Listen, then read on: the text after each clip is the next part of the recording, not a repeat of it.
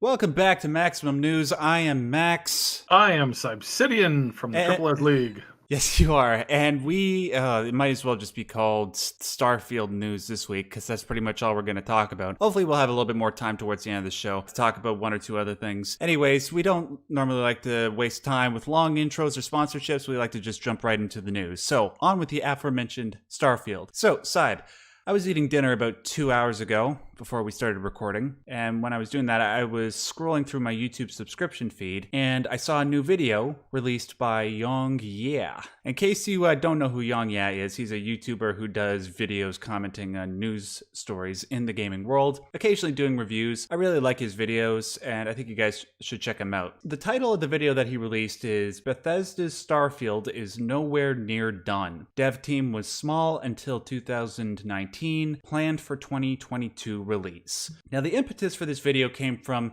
well, where else? Twitter.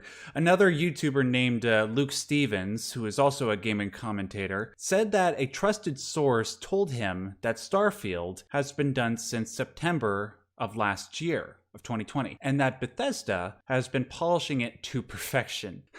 After this tweet was made, several mainstream gaming journalists responded to this tweet saying otherwise. One was Liana Rupert from Game Informer. She said that she can confirm that this is not true. Another was Jason Schreier from Kotaku, who generally presents... Formerly Kotaku. He's now with Bloomberg. Oh, okay, sorry, but yeah, you're right, my bad. Yeah, from Bloomberg. According to these people, Starfield was barely in development until 2019. The actual release for this game will likely be sometime in late 2022. After this happened, Luke Stevens followed up with the source and found out he was given bad information, probably from a disgruntled journalist who wanted to give out fake news after being fired. Anyways, though this might disappoint some of you, I do have some good news. Apparently, according to the people I just mentioned, the plan is to give our first look at Starfield's gameplay next month at E3. So it's not all bad. All in all, I suppose we all should have viewed that tweet by Luke Stevens with skepticism. After all, the notion of a polished... Sorry, I can't even say this without laughing. The notion of a polished Bethesda RPG without bugs is like Christmas without Christmas trees. Anyways, Syb, we've been hearing a whole bunch of rumors about Starfield. Obviously, we talked about it last week. Some saying there'd be a 2021 release, some saying 2022. I know you have a lot to say about this whole situation. Just take it away. A lot. So yeah, Starfield and information about it. It is one of these things in this industry where information flies so fast that sometimes a false rumor can get picked up by absolutely everybody before the actual true story has a chance to even be like confirmed, right? You know, that old adage like a lie will sail around the world twice before truth has a chance to put on its boots, right? Mm-hmm. And it's very much the same thing here. And what I want to focus on is the fact that we don't really know. Bethesda is essentially the Fort Knox of video gaming. It really is. And I'm talking about Bethesda, Maryland. So the primary Bethesda studio. There are multiple Bethesda, quote, air quote, studios that work on multiple things at multiple times, right? So some people get confused when they're reading about this, that, or the other thing when it comes to Bethesda. So this is Bethesda, Maryland, tightly knit game development studios there is. Most of these people have been working together for 15 years. I want to re-emphasize that. Most of these people have been working together for 15 years. Since Oblivion. Their kids go to the same schools. Some of their kids are dating, which is a kind of a crazy thing to think about. Yeah. They several of them go to the same church. Several of them do a lot of this stuff together. A lot of them get together for barbecues. I think it's like Todd and Pete know pretty much everybody at the Maryland studio by first name. Not only do they know everybody there by the first name, they also know their spouse and kids. So this is an incredibly tight-knit community. So whenever somebody says, I got a giant leak coming out of Bethesda, Maryland, whenever I hear that, I almost always immediately cringe and go, no, you don't. like that's typically my first gut reaction. And again, gut reaction, as in like, you know, just the experience of having been involved with this stuff for a long enough time, I can confidently tell you that it is highly unlikely for most, air quote, rumors to escape Bethesda. They are a tight-knit studio. They've been brought together by a lot of stuff. They've been brought together by a lot of success. They've been brought together by a lot of hard times, and they've been brought together by a lot of fire. They are a committed, forged unit, and you don't get information out of that kind of people easily. So so as you said, some stuff has gone around, people claiming this, that, the other thing. All claims must be looked at with severe suspicion whenever you're talking about leaks coming from Bethesda, especially leaks coming from Bethesda through a one Jason Schreier or Kotaku. These Kotaku and Jason Schreier have been blacklisted at Bethesda for a very long time. Kotaku hadn't ran an article with an interview, with a direct interview with Bethesda since like 2012. Oh, really? I thought it was like, didn't Schreier do the expose on Fallout 76? I can't recall. He tried to. He mostly did the expose on the he's done a few exposés recently. But no, I don't think he's ever done a core one on 76. Gotcha. Not the way that you're thinking. You're thinking more of the recent stories with Cyberpunk and Naughty Dog and a couple other ones like that. And Anthem, And Anthem, yeah, especially Anthem. He got pretty good street cred for that. Again, nothing that wasn't new. And if you've been listening to my podcast when it comes to Anthem, most of that information was public knowledge. And so again, I'm not saying I'm better than him. I don't block people that are First Nations, Asian, trans, and disabled people, which he routinely does. So I'm not throwing shade at him. That's what he chooses to do, and he chooses to do it. We are one of the people that he has blocked before. A very tiny YouTube channel that covers general game news. He went out of his way to block us for that. So, congratulations, Tim. Good job. But again, I want to reiterate that I know enough of what goes on at Bethesda to say that they look at most game journalists and they either cringe, they roll their eyes, or they snicker. Because they know what most of us in the general gaming community has figured out is that most gaming journalists have their title because they work for a big corporation that just so happens to have hired them, and they're not actually good gamers. They're not actually, in most cases, kind-hearted people. Yeah. And that's not something that a lot of people like to spend their time around. So again, there's like, Jason, come at me. Like, if you really want, come at me, bro. You blocked a bunch of people that you would normally stand on your high horse and claim, "Oh, I'm a great defender of these people," and you block them routinely. So yeah, again, does this mean that he's right or wrong? Neither. Really. I mean, in and of itself, being a bad person doesn't necessarily mean you're wrong. When you say the train is late, that the train isn't late. This is one of those things where it's like either party could be correct or could be wrong. But there is some things that I would like to bring forward that are not said by content creators or journalists. Something that was said by Todd Howard. So let's see what Todd Howard has to say about essentially what he thinks about early pitch time. So, and this is really the crux of the news that's been breaking today. Most people believe, up until yesterday, essentially, that this game was like, just due to all of the stuff that we've been hearing, that we were going to get Starfield this year, and all the signs were pointing towards that. Then this afternoon, everybody is saying, "Oh well, I never said that it wasn't going to be delayed, or that it isn't delayed," and they're flocking to this idea that it's not coming out until Q4 of 2022, which is well over a year away from now. But let's look at what Todd Howard has said recently about this. He has stated numerous times that his approach is, and I'm quoting, "When we can show it, we can really be able to show what the final product feels like and looks like, and we're closer to release so that we're 100% confident in here it is, here's what it does, and here's when you can play it." He also pointed out later that preparing trailers and demos and assets take away from time of development. And a little bit later in that same sentence, he said, and I'd really just rather spend all that time focusing on the game. So that's what Todd Howard has said before. Now, let's just quickly remember Todd Howard's company was recently bought out by Microsoft, and the new, essentially, like, Pete Hines has been basically elevated to chief of all Bethesda type studios. ZeniMax is no longer has a seat at the table. They're no longer calling any shots. The majority of people that worked at ZeniMax have been retired from Bethesda, essentially. Some of them moved over to Microsoft, a very small number of them.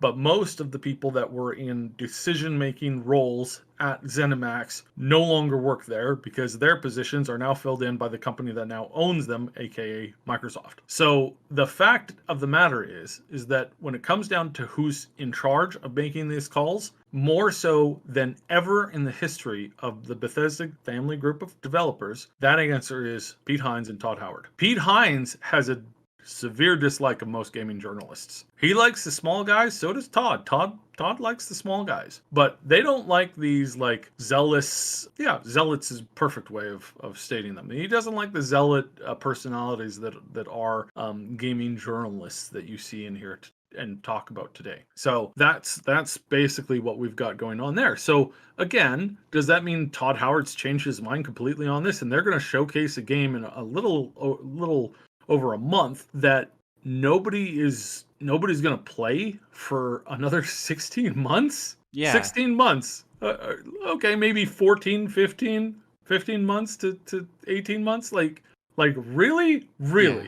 I find it very hard to believe. But here's something else that was said today in that talk, and that was that it was claimed essentially that they didn't even really start working on Starfield until 2019. This is something that we've heard time and time again through Jason Schreier, a bunch of other big mediaites, and they're saying nope, they just barely started working on it in 2019. All right, well, here's an article that's from July 2018, so a year before they supposedly started working on it, where again Todd Howard was responding to a question about Starfield and what it was and how long they have been working on it. I'm quoting now. "We've been talking about it for a decade. We've been putting things on paper, and so this is going to be the core system mechanics. So the conceptual stages of the core system mechanics. So that's like, here's what you do for fun in the game. Here's how we change generalized combat. Here's how we develop player progression, power, creation, and skills, essentially. If you have any of those things going into a game, that's what he's talking about here." Sorry, continuing to quote. "On paper 5-6 years ago." So again, remember, this is 2018. We're now 2021. So some time has passed on this. When it comes to both the Elder Scrolls 6 and Starfield, everyone should be very patient. It's going to be a while for what we have in mind to come out. So they've been working on this game in 2018. They've been working on this game for 5 to 6 years. And he goes, I think I skipped this bit. "An active development was from when we finished Fallout 4. So 2.5 to 3 years." He said this in 2018. Again, 2018. Basically, he says they started working on it pretty much right around when they finished Fallout 4. When they finished most of the DLC, they shipped the final DLC in August of 2016. So that means that roughly most of the studio got essentially freed up in the June-July range. Some people take vacations, so they take vacations in around that time. Summertime is a great time to take vacations and stuff like that. They finished up the core development on these things. They weren't working on anything else up till that point. 76 was added to their plate essentially a little ways after. And again, contrary to most reporting, no, they were not the primary developers on that particular game. They did a lot of work on it, but they didn't do all of the work on it. And as we remember, Fallout 76 at launch was extremely light. Extremely light. That's a nice way of putting it. On both content and systems and expansiveness. It was something that a studio like Bethesda, I'm barely positive a company like Bethesda could have easily mowed through that in probably like 6 to 8 months. honestly, in my humble opinion. So the matter of fact is that 76 was not a huge primary focus. Starfield was. Again, this is coming from Todd Howard, saying that they've been working on this since 2018. In 2018, says that they've been working on this since 2016. And again, he said 2.5 to 3 years now of core development. And again, can you work on core development when you're building DLC for Fallout 4? Yes, you can. In fact, again, core engine workers, like the people who work on the core engine, most of the time they're not needed for DLC. They're already working on like the overhaul to the engine for the next game. So really, when we're looking at info, like real hardcore provable info, again, assuming that Todd Howard is not lying, which you might argue he's done before, so maybe we can't trust him, but all that basically says and basically impacts that we're looking at development running on this full speed ahead since roughly 2016. It is now 2021. And he's been saying for a long time that they want to get down to a 3 to 4 year development cycle for games, like from development to published, and most of the DLC done 4 years. That's his preferred hope. So, and he's been saying this for years. So are we now assuming that he's gone completely backwards on all of this stuff? Again, on his earlier comments about the design and shape and form of how they believe that games should be announced. If he's got over a year and a half of stuff to add to this game, that's going to change the game significantly. This flies in the face of what he said before. And again, we know that Bethesda has been proven to be liars before. So does that mean they're liars now, or should we be taking them at face value? Well, I think ultimately with all the information that you presented here, it's very difficult to figure out what exactly is going to happen. Like a couple of weeks ago, I would have been willing to put money on us seeing Starfield at E3 this year. But with the stuff that we saw on Twitter, I'm not as willing. Plus, with all the factors that you mentioned, it's complete chaos right now. If I were to take a guess, I would say that what's probably going to happen is that at this year's E3, we're going to see Deathloop and we're going to see Ghostwire Tokyo, and those will be the two main focuses. And then we'll get a trailer for Starfield, but we won't actually see anything. But we'll just know that it's coming. Well, they'll probably say like coming sometime in 2022. I can assure you that is not true in the slightest. So, and I'll walk you quickly through this. The Bethesda showcase is now in joint hands with the Microsoft showcase. There is no way that Microsoft just paid $7.5 billion to have Bethesda walk up on stage and spend the majority of their time talking about two games that are exclusive to the PlayStation. It's just not going to happen. Well, they have to, but maybe not that much time. Sure. Exactly. So here is a little bit of a solution that I've been kind of thinking about. Again, no inside info on this one. This is just my thoughts. It could be possible that we are going to get a prolonged media run on Starfield, and that perhaps we will get Starfield in 2022, but probably like Q1, Q2, in my humble estimation. We're not going to get it in Q3. We're going to get either Q1, 2, or 4. And the main reason for that is because it is an unknown IP. And I believe that this is where a lot of this mixed information might be coming from, where content creators and YouTubers and journalists are all getting seemingly cross information here. And I believe that it basically boils down to the concept that there's a bunch of news and information going around about these potential releases, when they're coming out, when they're dropping, what they're going to cover, that kind of stuff. And it's getting crossed because with Starfield, unlike Fallout, unlike Elder Scrolls, there's no existing lore for this game. Yeah. So if they have been working on another game, such as a mobile game, or if they've been working on some, maybe, I mean, even saying this, like a TV show, that's really not hard to say these days. Like, this wouldn't be the first video game that's had a big TV presence, in recent years. So that's possible. Maybe a bunch of this stuff is coming out roughly around the same time as a kind of like an introduction to the series, and that's what we're getting this year, and next year will be the game. That's entirely possible too. But one thing I know for certain is that they are going to be talking about a lot of games from the Bethesda wing of studios. They're going to be talking about a lot of things that are connected to the Bethesda wing of studios. This is games that they are now in collaboration with between Microsoft and the Bethesda wing of studios, which is there's a lot of them. In case you didn't know, when they bought out Bethesda, they almost doubled the number of Microsoft-owned studios. So there is a lot of projects now that are can be co-developed and I don't know what that, like I want to say co-joined, but I don't think that's a word. So let's make the word up. So co-joined with Bethesda and Microsoft to now make new games, make new content. And again, the possibilities for what they're planning on announcing, what they're planning on showcasing, a lot of that stuff is quite possibly up in the air.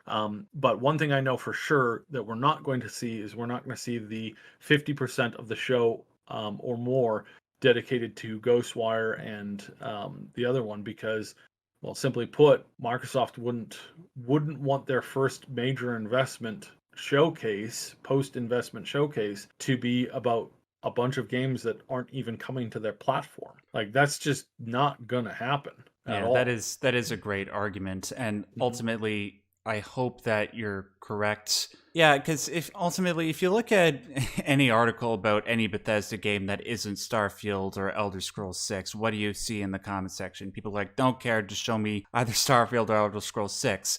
And I hope that Microsoft is conscious enough about that to get Bethesda to at least say something substantial about either of those games come E3 2021. Anyways, I think, though, what we can't say for certain is that we don't know anything for certain. There's too much information going around, but luckily we won't have to wait very long before we find out what the deal is with Starfield. We get to see what Bethesda and Microsoft have for us in just a few weeks at E3. But before we move on from Starfield, we do have to talk about the other piece of information, which was going to be the top story and was really the big story that came out this past week. Unfortunately, there wasn't that much information beyond Starfield that I felt to be particularly pressing. Starfield, it looks like, well, based on the information I'm looking at here, that it is going to be an Xbox PC exclusive. And I mean, even though it was what a lot of people expected after the merger between Microsoft and Bethesda, I guess it didn't really feel real until these reports started coming out. Though Bethesda and Microsoft have yet to say anything officially, Jeff Grubbs over at GamesBeat has confirmed, well, he says it's confirmed via Twitter, that it will be exclusive to PC and Xbox. Now, whether or not this is another situation like what we just discussed with Luke Stevens, we have yet to see, but let's just discuss the likelihood side. Is it pretty much a done deal that Starfield will be exclusive to PC and Xbox and won't see the light of day on PS5? I think the majority of games going forward from the Bethesda wing of studios and from all of the Microsoft wing of studios, the vast majority of them, hands down, will most definitely be PC Xbox. PC Xbox, yeah. Okay. Like I was about to say exclusive, but exclusive isn't the right term. One of the other things that is interesting, that I've been saying this for a while now, and we keep seeing more and more signs leaning towards this. Expect that at some point, some of your Steam library will be available on the Xbox. It's coming. Is it coming as an announcement this year? I don't know. Probably not. Is it coming eventually? Yes. I unless something big happens there. I mean, at this point, Phil and Lord Gaben are very close friends, and they have a fairly they're becoming fairly close due to the fact that they have the same ideology behind games. And this is why I'm so excited for Microsoft in the future, because as long as they keep that, and again, it's a big corporation, this could change literally overnight, so I would never trust them implicitly. Yeah. But the reason why I'm looking forward to them and excited is that basically they're getting there. They really are in this idea of, like, games should be for people to play where they want to, how they want to, and there shouldn't be any censorship or editing or removing things or anything like that. It just is not something that we're interested in. Basically, what Sony was doing up until like the last couple of years. Yeah, like right up until Sony moved to, and this is so funny. So there was a big purge that happened at Microsoft, right? There was a bunch of people who traveled in certain circles that once they were forced out at Microsoft, Sony came to America and said, "We are now an American company." And a bunch of these people, and people who these people know, that were forced out of Microsoft, for making the horrendous decisions that led Microsoft into, it's going to be a TV thing. It's going to be a TV. That stupid thing at the start of the last generation, that a bunch of those people got jobs at Sony and got on their, like some of them got onto their board. Again, not the exact same people, but people who travel in the same groups, who have the same thoughts, who have the same like concepts behind what a big corporation should be doing, and how it should be, telling you exactly what you're supposed to think and feel and do all the time. Like that ended up there. So it's like giant, warning bells should be going off to everybody. I don't hate PlayStation. I certainly don't hate PlayStation players. I have a Sony phone, and I've had a Sony phone for a very, very long time. It's one of the things that I really liked about the company, and I actually first went out and bought that when Microsoft was doing its stupid self-destruction thing. And it's been good for, it's been a good series for me to have. But I'm telling you that the wind is changing when it comes to PlayStation and Microsoft, and they've almost traded places. Yeah. And it's so funny because they were almost at this point in the last generation. So maybe it's this power corrupts thing. Maybe that's what's going on. But yeah, I think all of the future games from Bethesda are going to be coming to PC and Xbox platforms exclusively. And I think that they are doing that because that's what they believe is a must. So, of course, there's going to be a handful of titles that are exclusive to Xbox, but most of them are going to be coming to that Windows Store, and if not all of them. So I can't wait to finally play Master Chief again on my PC, which I'm probably not going to be able to do because it's first person anyway. Now we only have a few minutes left to get through. We're probably only going to be able to get through the Amazon story, which we'll talk about in a second. But before we leave this topic, I'm pretty sure like the one thing that's going to be on everybody's mind after this whole business with Starfield is, what about Elder Scrolls 6? Is there just too much money to be made that Microsoft would ultimately let it go on the PS5, or do they feel confident that they would be able to make tons and tons of money on just those two systems? That is a question that I believe is going to have to wait until we see how that market evolves coming up over the next few years, because we're talking like Elder Scrolls 6 is going to be a mid-generation release. Yeah. I know it's terrible. And I mean, that's if they launch Starfield this year. If they launch Starfield this year, the soonest we're going to be getting like the next Elder Scrolls game is going to be another 4 to 5. Oh, that hurts. Just like, yeah. Think about that for a second.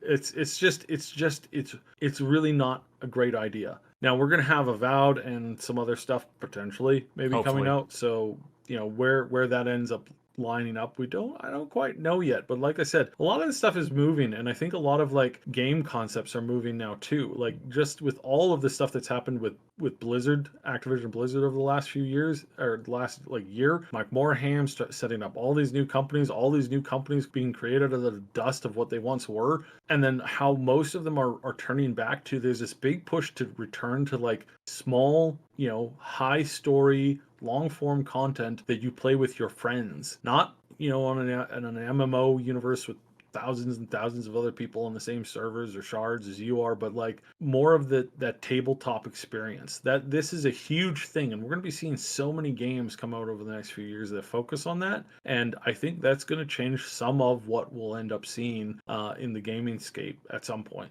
So yeah, I hope so. I don't like the idea of having to wait 13 years until I play ES6. But anyways, hopefully Starfield will be able to satiate our collective appetites. We got one more story that we want to get through before we close things off today. But staying on the theme of fantasy RPGs, Amazon, the company that sends packages to your door, they may rule most of the world right now, but the one domain they have yet to conquer is the gaming world. They recently released that supposedly AAA game called Crucible, right, Syb, that was so poorly received upon release that it went back to beta and then ultimately died there. Yep. And then we heard about a month ago that they were working on a Lord of the Rings MMO. whatever the deal was with that, it got killed by Tencent, a dispute with Tencent. So far, the only thing that looked to have any promise coming out of Amazon. You What? want to know how that went down? I'll try and go through it again as quickly as I can. Tencent walked up to Amazon and said, yo, we want in on what you're doing over there with video games. And Amazon said, no, go punch thyself in the chin over there. And they said, okay, fine. So Tencent went over and bought out a controlling interest in the studio that was actually making the game. Oh my God. And so that forced Amazon to say, whoa now, no siree, goodbye, because what they had essentially done is they had essentially walked in through the back door and were starting to access their proprietary technology, Amazon's technology, via owning the studio. Which is, again, I mean, that's basically corporate espionage. Like, guys, that is textbook corporate espionage. If you're thinking about buying a game and you get any win that it has anything to do with Tencent, even if Tencent just merely breathed in like the direction of a copy of that game, don't spend your money on it. Tencent is pure evil.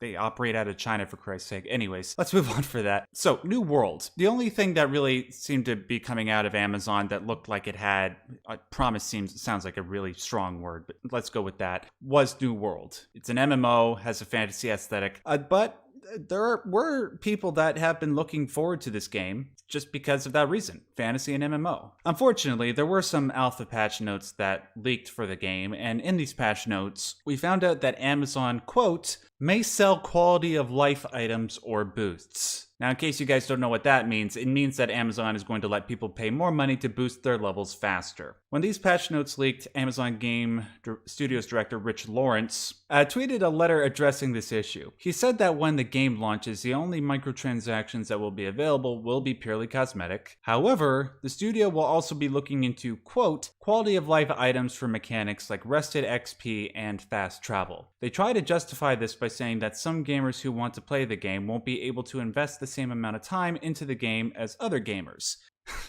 Now, in response to that, and I think I speak for Syb when I say this, that you can find people to help level you up, because that's what people have always done in MMOs, particularly in World of Warcraft, which Syb and I have played. Plus, if the game is fun at lower levels, who cares how fast you get to max level? I played a lot of World of Warcraft back in the day, and I don't think I ever got to max level with one of my characters, partly because I didn't have time. Having said that, I still played the crap out of it. Why? Because it was fun. Anyways, Syb, I gotta ask, what do you think about all this? And also, why does Amazon continue to mess up with all their gaming stuff? It's because they don't have a person who's in control of gaming. They don't have a person who's a gamer, who's a pure gamer that's in control, that's calling the shots. If you don't know the first thing about car manufacturing, and you have no idea how it works, and you have no idea how it sells, and you have no idea how to make it good, here's what you do. You go down to your local,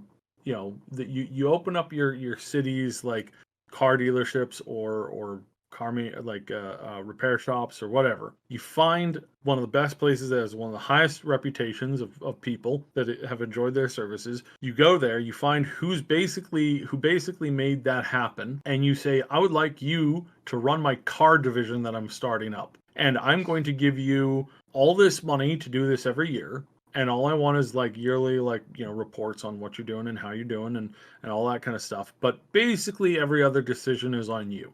You get to do whatever you want to do, however you want to do it, in whatever way you think is going to turn a profit the best and serve our customers the best. That's what you do. And that is routinely what Amazon and a bunch of other big companies like Activision have completely dropped the ball on. They're not asking people who play and create and who have been in the industry for years and years and years and knows exactly the heartbeat of the industry. They aren't asking those people for help. They're asking a bunch of analysts and money guys to tell them how to make a profit out of this. Yeah. You can't profit. You cannot streamline profit from art. You can in a very small number of cases, but that isn't here. That isn't video games. Yeah. When you're making a shill product to go, look how cool we are. It's you are literally a grandfather showing up at or a dad showing up at your son's like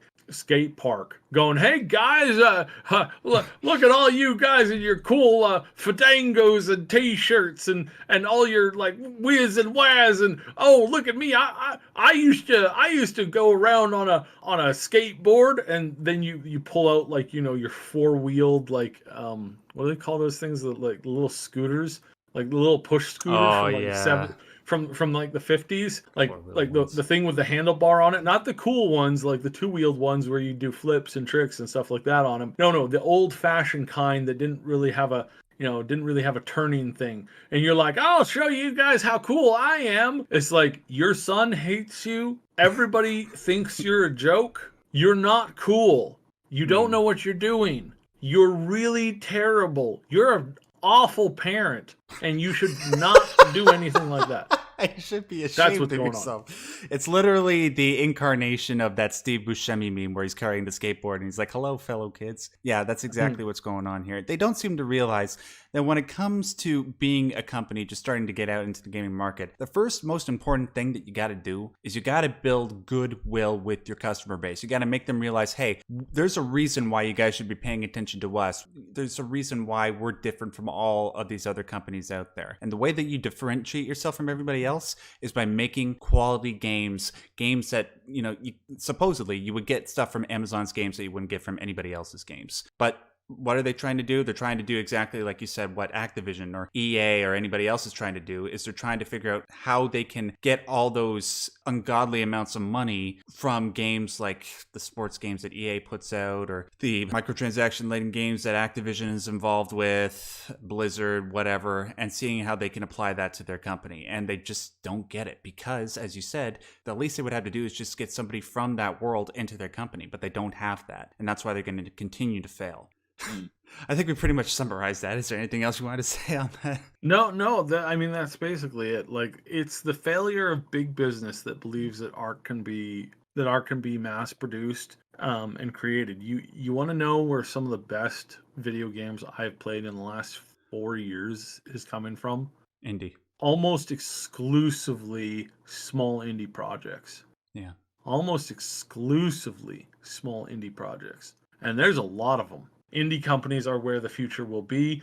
Just like with Minecraft, something's going to come out and it's going to sideswipe these big companies, and they're going to be left gasping if they haven't prepared for this. And I don't think a lot of these companies have. If you guys want a smaller studio that, makes fantastic games that you want to support for the near future, go check out Ninja Theory's games. Hellblade 2 is going to be freaking amazing whenever it eventually comes out. Anyways, that does it for us, ladies and gentlemen. We spend a lot of time on these topics. Only a few, but there's so much to talk about. We will be back again next week. Make sure you give this a like. It helps support them. It helps support us. It tells the YouTube algorithm that this content is worth watching. Thank you, Syb, as always, for doing this with me. Do you want to just quickly tell people where they can find you on YouTube and everywhere else? Find us on YouTube at the Triple S League and the Triple S Podcast. You can catch us there. It's going to be great.